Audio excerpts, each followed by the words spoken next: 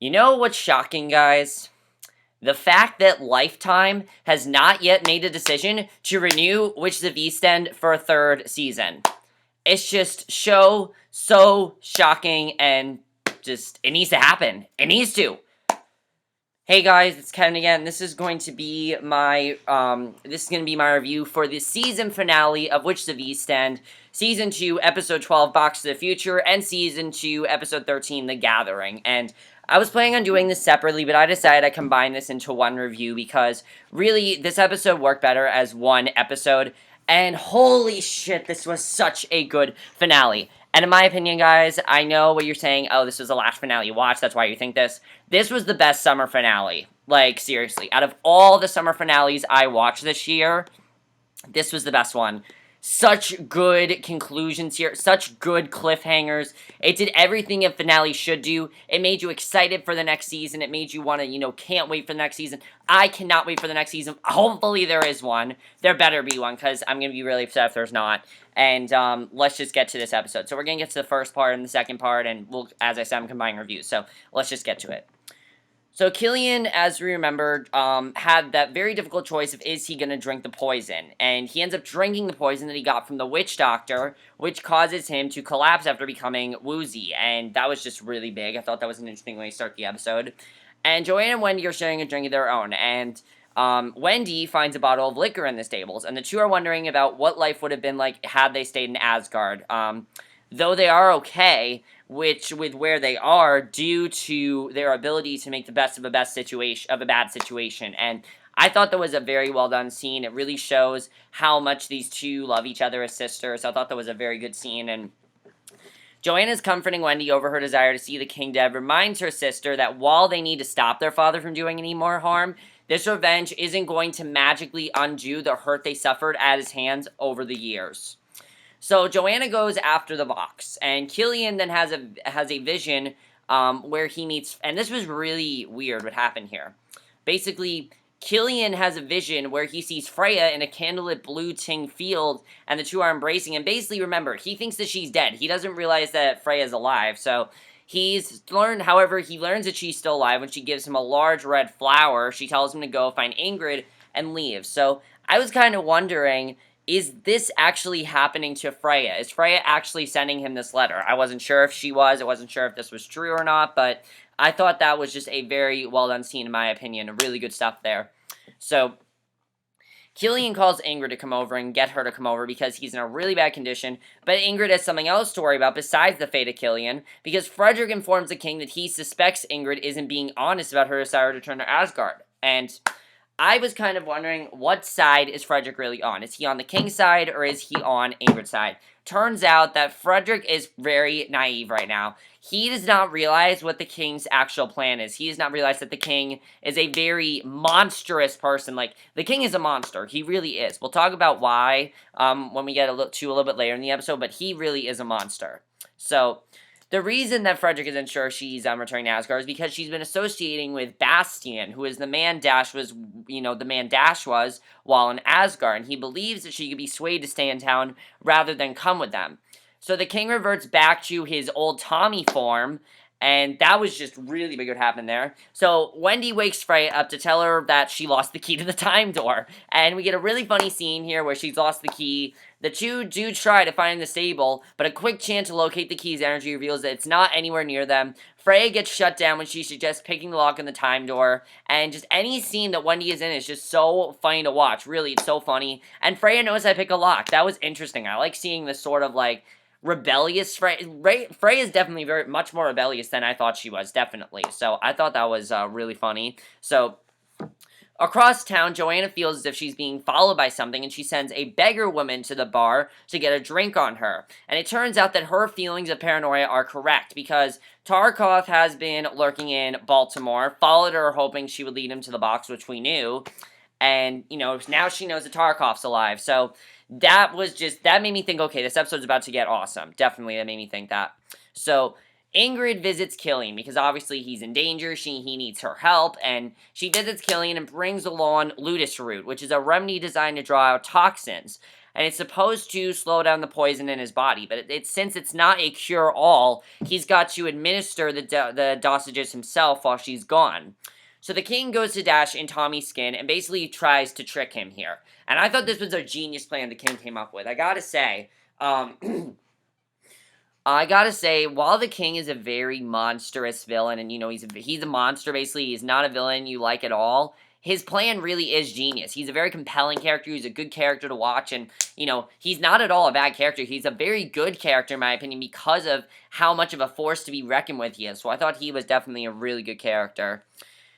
So basically, Dash quickly deduces that this figure standing before him isn't Tommy. He can tell right away that it's not Tommy, it's actually Ingrid's grandfather, and the king ends up tying Dash to a chair, warns him to stay away from Ingrid. He's got big things planned for his family, and he doesn't want Dash to get in the way of that. So, after telling Dash about the betrayal and destruction that he had part of recently, as well as the internal war he's fighting, the king offers him a reward, and the reward is for remaining loyal to him and not staying in the way of his quest to win back his family.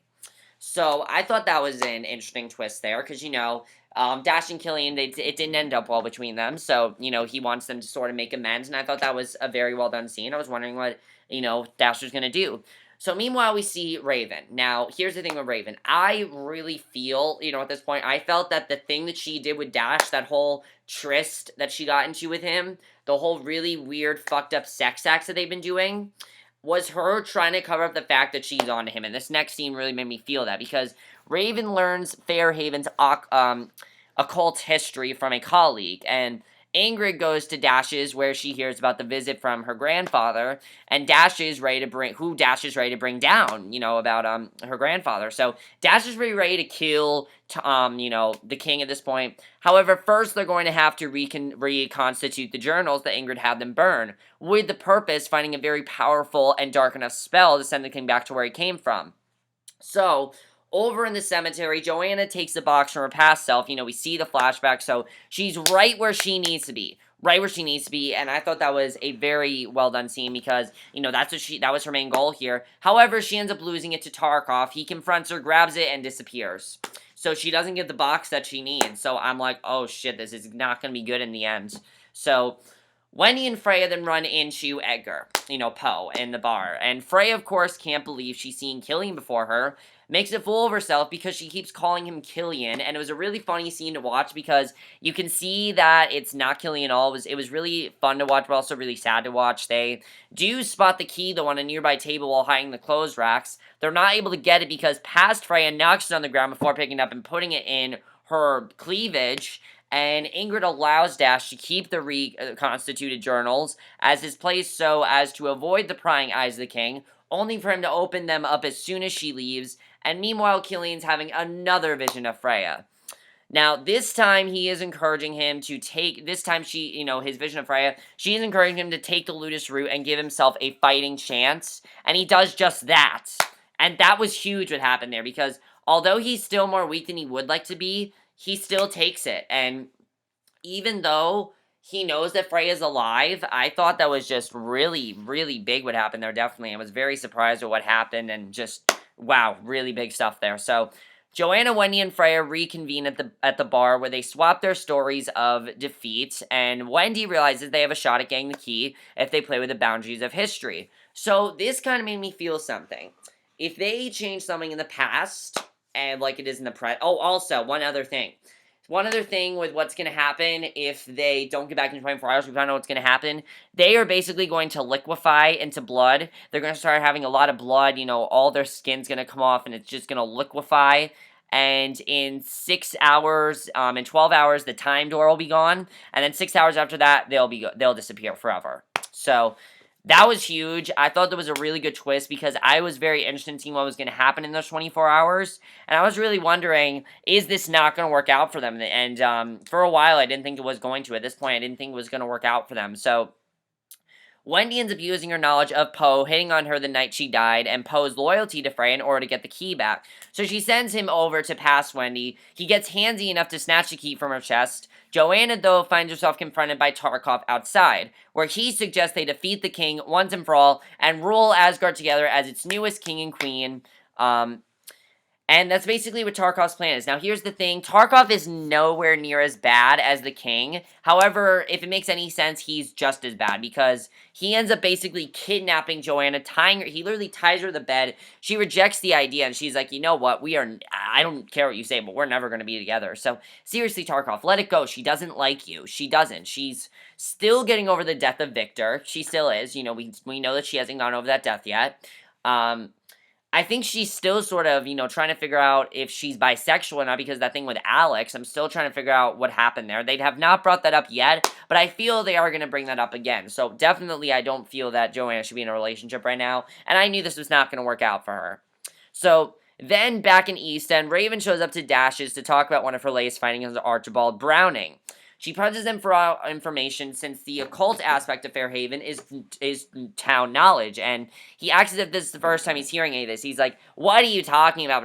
Like, he's just playing very, very shady at this point, and seriously, at this point, I'm like to Dash, you're just being very shady right now. Just tell her the truth and everything will be fine. So he tells her, I don't want to hear about any of this. You're going to go take off your clothes, and they end up having sex. And Dash is trying to distract her from her investigation, but since he left the evil journals he was reading on the table, it's only fitting that they're gone the next morning. So she takes them the next morning, and they're gone. So they retrieve the key, and Poe has to hear Freya say goodbye to him. The two have a very emotional goodbye that she might not have expected when she learned about her past relationship with the author. And Ingrid returns home, and it was really sad to watch. We can also see that Freya is already dying. Her nose is bleeding and things like that. And it was very sad to see that farewell with Poe. And the thing is, it seems silly, but it actually made a lot of sense. Freya says, and I'm wondering if Freya actually prevented Poe from killing himself because of this. That's what I'm personally wondering. I don't know. We didn't see Edgar after this. I don't think we're going to again, but I thought that was just a really well done scene in my opinion. So Ingrid returns home. Her grandfather confronts her over her friendship with Dash and spells her against the wall as step one of his punishment for her. He is literally torturing her, cloaking her when Frederick comes home to ironically vouch for Ingrid's good heart. The king sets about teaching his grandchild a lesson. Now, he does not realize that Ingrid is being tortured right now. He doesn't realize it. So again, Frederick's just on the wrong side at this point. He's on the wrong side. He doesn't realize it. And the thing with Frederick is he's just being very naive. He does not realize that he's not on the good side right now at all. He does not realize that. So Killian gets too sick to administer the medication to himself, accidentally shattering the vial on the floor, and he just passes out. So is he dead? We don't know. And then Freya and Wendy find out that the time door has completely disappeared, potentially signaling their end, which was just very, very big. That was a very good twist. I was not expecting that at all, but just really, really big there what happened. And Joanna, meanwhile, wakes up in what looks to be her bed, and Tarkoff ties her up, shoots her full of heroin in order to drug her into loving him. And that is a federal crime right there, what you are doing, Tarkoff. Federal crime. Sorry, guys, I'm going to open up these blinds because it's really dark.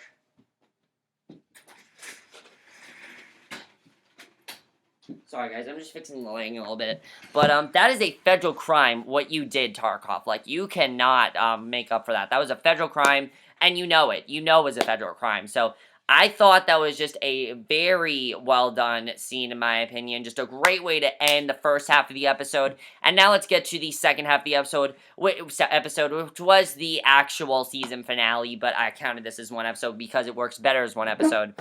So we then see Ingrid, and she's being waked up in a trap laid down by her grandfather. The previous night, she's saying, oh, you tortured me and everything, which caused her to have this very slightly hoarse voice that she finds herself with. He does, however, he insists he took it easy on her because of her condition. And I'm like, what are you talking about? And then we find out a really good twist. I thought this was actually a really good twist. Normally, I'm not a fan of these kind of twists, but I thought this was really well done because I did not think Witches of East End would do something like this. He reveals to Ingrid that she is pregnant. Wow, that is a great twist because honestly, it's probably Dash that did this to her because she had sex with Dash when when they were not drunk, but like she had sex with him. Who knows if they used a condom? And just I don't think I saw any condom wrappers when they had sex, so I wouldn't be surprised if the father's Dash. And I thought that was just a very well done twist in my opinion. Just, oh my god, so well done. I love that, and just, that was a great twist. I love that twist. And after that, I'm like, okay, this is by far the best episode of Witch of the East End so far. And not only was this the best episode of the season, this was the best episode of Witch of the East End so far. I gotta say that. I forgot to say that. You know, definitely out of all the episodes, best episode. And I thought the season 1 finale was big, but this episode was so much bigger. And basically, it turns out that he knew it even before she did, and she's stunned at the news. Obviously, she's very stunned. So, Freya, meanwhile, is letting off some steam about how to reach Joanna, and basically, we see Wendy just being really funny, and, you know, Freya saying, can you not be so funny for 2 seconds? But when he says, sorry, it's my nerves, it gets the best of me. And I thought that was really funny, because it's true. When Wendy's really nervous, she starts becoming really funny. And then we get a really, really creepy scene here. This was extremely creepy. Tarkoff, James Mason, I think his name is. James Marsters. No, not James Mason. James Marsters. Oh my god, so creepy. So creepy in this scene. Basically, Joanna has the crazy snake eyes she has from the heroine. She's forced to hear Tarkoff waxing nostalgic about their interactions with teenagers, and she protests against the idea of being with him. He injects her with more heroin, telling her that this would keep her mind calm, and that he would be able to have her that night after centuries of waiting on her.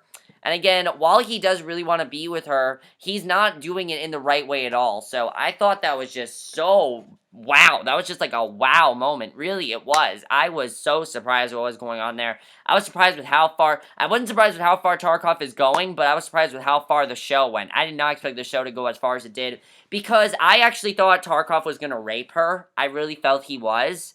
He ended up not raping her, but I really felt he was going to. So that really made me worried here.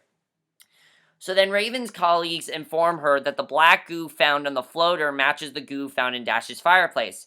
Fortunately for her, Dash calls and asks her to come over, which actually might give her a chance to further explore the idea of him being responsible for the murders. Because she definitely is on him. This confirms that she is on to him at this point. Her taking those books confirmed it, but, like, this really shows that, yep, she is on to him, and those whole sex acts, that was all her just trying to get information out of him. It's a lot like the Americans. If you remember the Americans, whenever they have sex with someone, they just do it so they can get information out of them. That's a lot like what's going on Witch of the East End. So, basically, then what happens is that Wendy and Freya pay off a man to the bar to pass a message on to someone, and Joanna realizes that the room she's in isn't her bedroom, and this is just another really creepy scene. It's a reasonable fascist smile in a building not far from the bar, made by Tarkoff to ease her into the idea of being with him.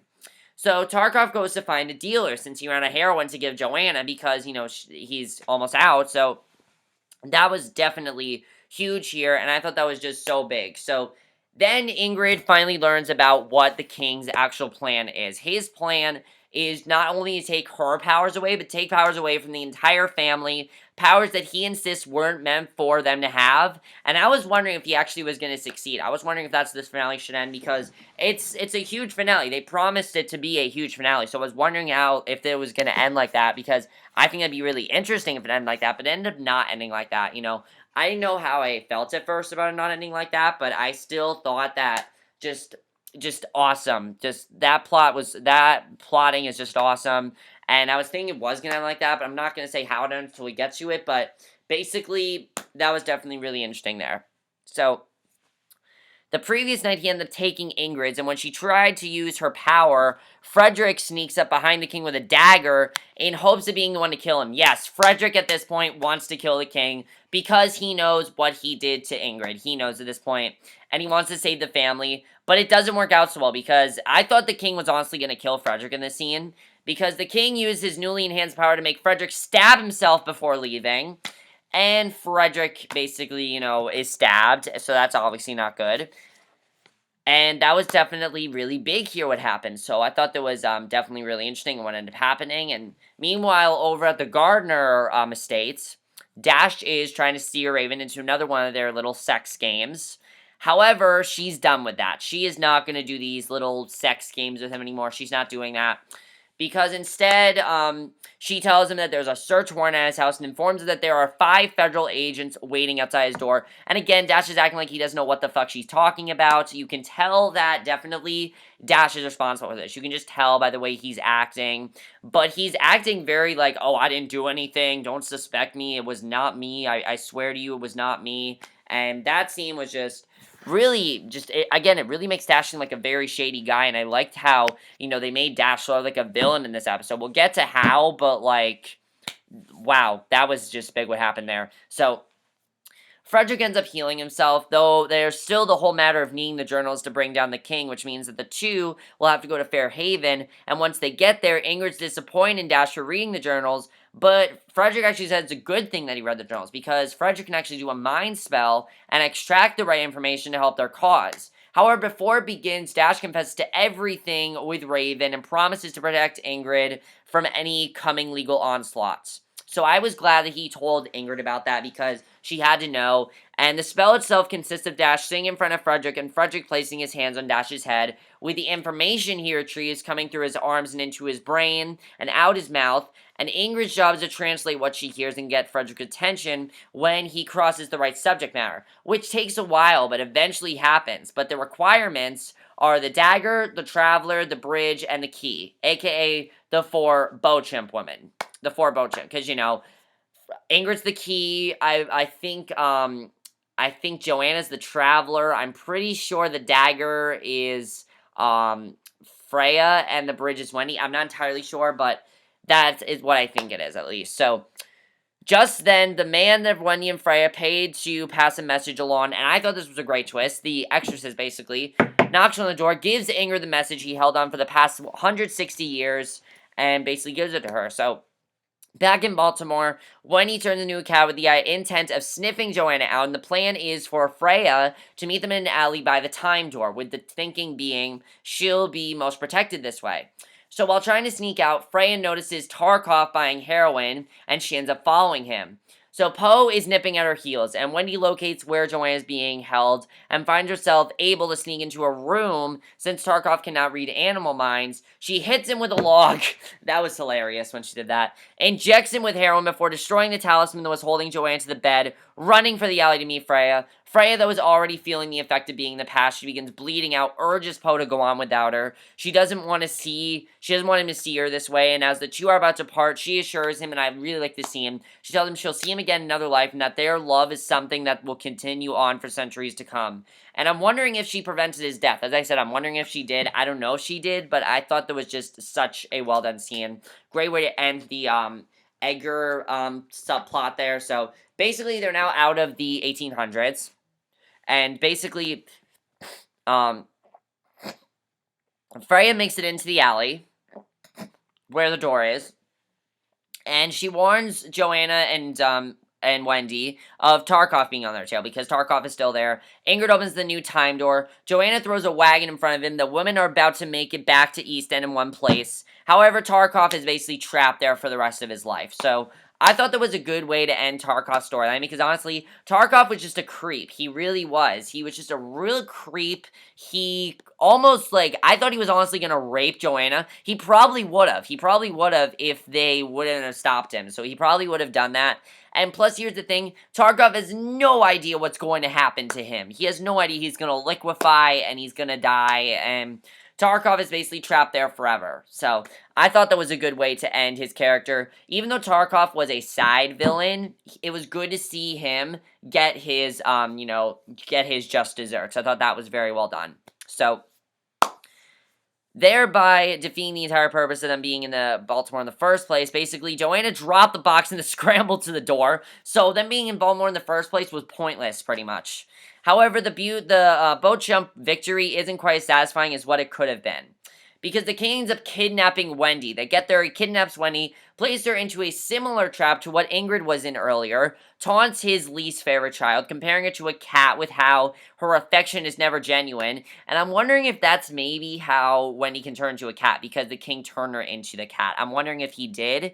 I don't know if they've ever said it, but I don't know if they have, but I'm pretty sure that that's what's happening there, because he turned her into a cat in a spell of some sort. I don't know. I'm spitballing here, but I think that definitely is a possibility.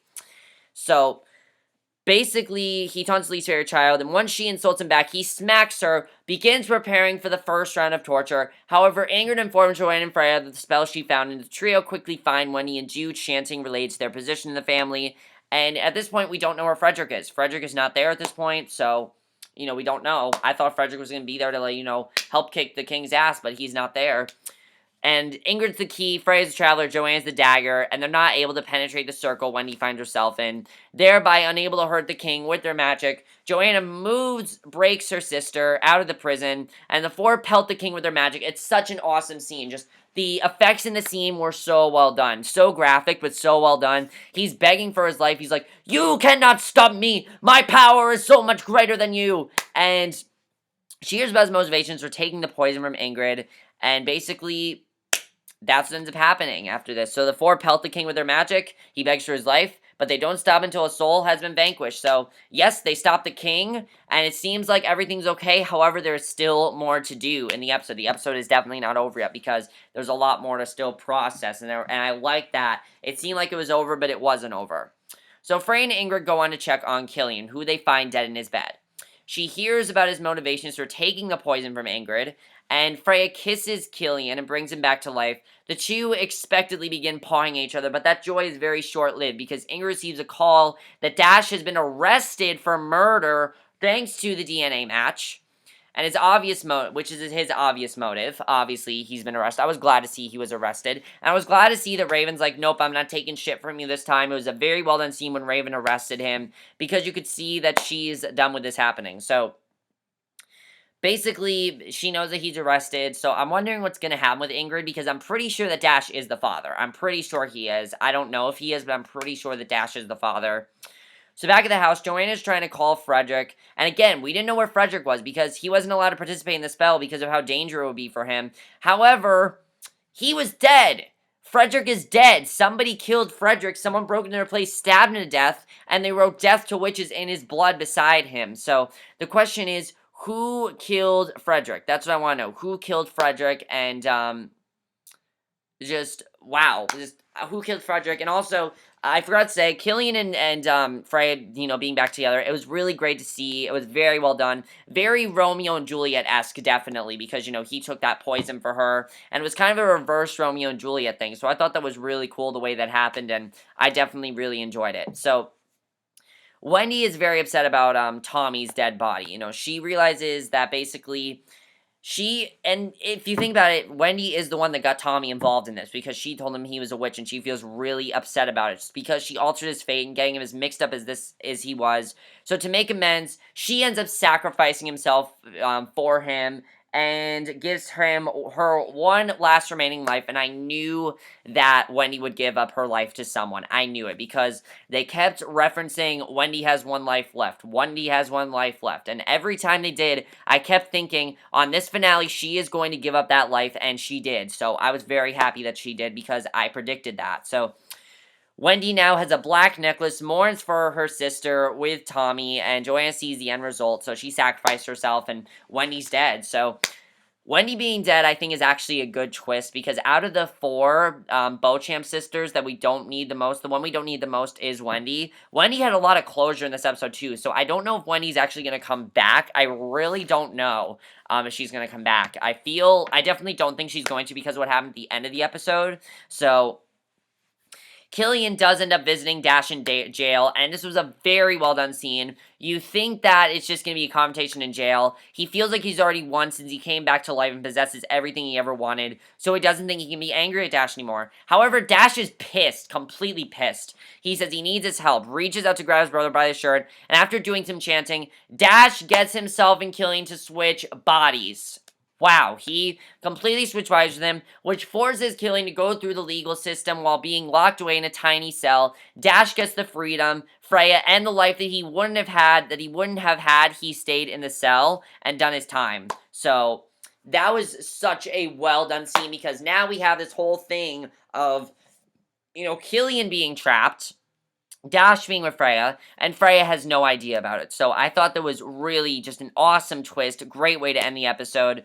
And basically, he goes out to the waiting room after leaping into Killion's body, and he's able to fool Freya. She completely believes him, but I don't know if Freya's gonna believe him for that much longer. So Ingrid then goes into a mirror. She's, making sure she is pregnant. She confirms a pregnancy. We see a flashback to both of the two people she had sex with. Now, it's important to remember she did have sex with the mandragora. The mandragora is dead, but she did have sex with the mandragora, and there's also Dash. I really feel Dash is the father because they've been pushing Dash and Ingrid so much that I really feel Dash is the father here. So then we get that very last scene, which I thought was really well done. I love the visuals in this scene. It's really dark. There's fire everywhere. Wendy is in hell, and she reunites with her sister, Helena. And basically, Helena is now going to be, this is now going to replace Wendy. She is. She's going to eventually probably come back to East End and basically replace Wendy. Wendy, I think, is done on the show. I'm pretty sure she's done. I don't think we're going to see Wendy because she's dead. I think Wendy, she did her time. She's dead. I don't feel we're going to see her again. But holy shit, guys, this is such a good finale. I love this finale. I was so into this finale the entire time. By far the best episode of the season. No question whatsoever. Also probably the best episode Witch the Beast End so far. Not only the best episode of the season, but the best episode Witch the Beast End, period. I mean, everything in this finale was just so well done. The visuals were amazing. Everything was just so amazing. I loved everything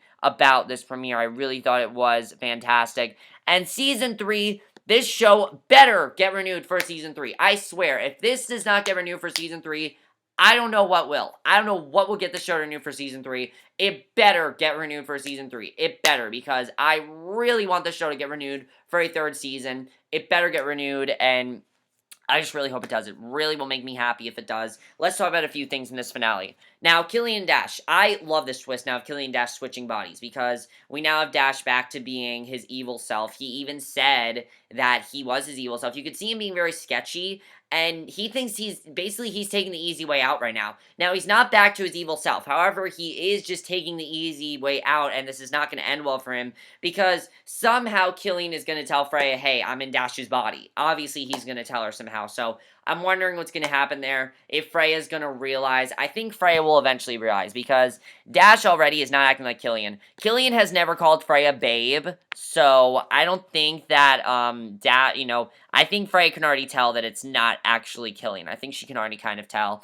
Ingrid, I really want to know who's the father. Is Dash the father? Is Mandragora the father? I want to know who's the father there. Also, do you think that Dash would be a good father? I don't think he would be, but is Ingrid going to somehow tell Dash that he is the father? I don't know what's going to happen there. We'll have to see what happens.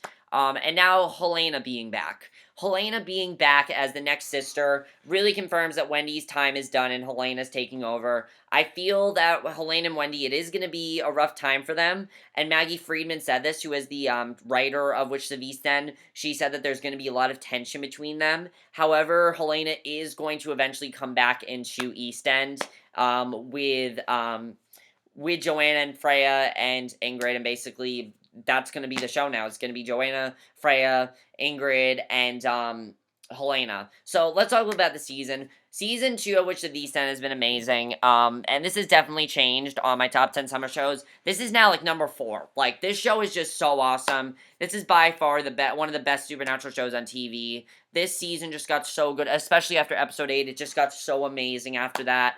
I love this season. I thought everything was amazing. And it's not that season 1 wasn't good. Season 1 was the starter season. Was a little bit cheesy if you look back on it. This season, though, nothing about it was cheesy. Nothing about it felt contrived. Everything felt really fresh, and I really love that about the season. Everything about the season was absolutely fantastic. Everything about this finale was absolutely fantastic. Also, who the hell killed Frederick? Whoever killed Frederick, I feel, is going to be our villain next season. Whoever killed Frederick, I think Frederick was killed by an unknown character. I really do. I feel like Frederick's killer is going to be revealed in the next episode. Not next episode, but like the next season. If there is a next season, which I better hope there is, because there better be. So, I feel his killer is going to be revealed in the next episode when, and basically it's going to be our villain for the season. I think that's what's going to happen here. So that's basically from my review. Let me know what you guys thought of this finale. Overall, I thought this was just such a perfect finale. I loved everything about it. No complaints at all. That's basically it for my review. Hope you guys enjoyed it, and I'll see you guys in my next video, which will be my review for Borak Empire. So I'll see you guys for that. And I'm really sad that Witch of the East End is over. I really hope this show gets renewed for season 3. If it's not, I will start a petition. I will go on to change.com. I'll start a petition. You guys can sign if you want. I will not let this show get canceled. Alright? This show is not getting canceled. It better not, because it's one of the best shows on TV by far. I'll see you guys in the next video. Okay, bye.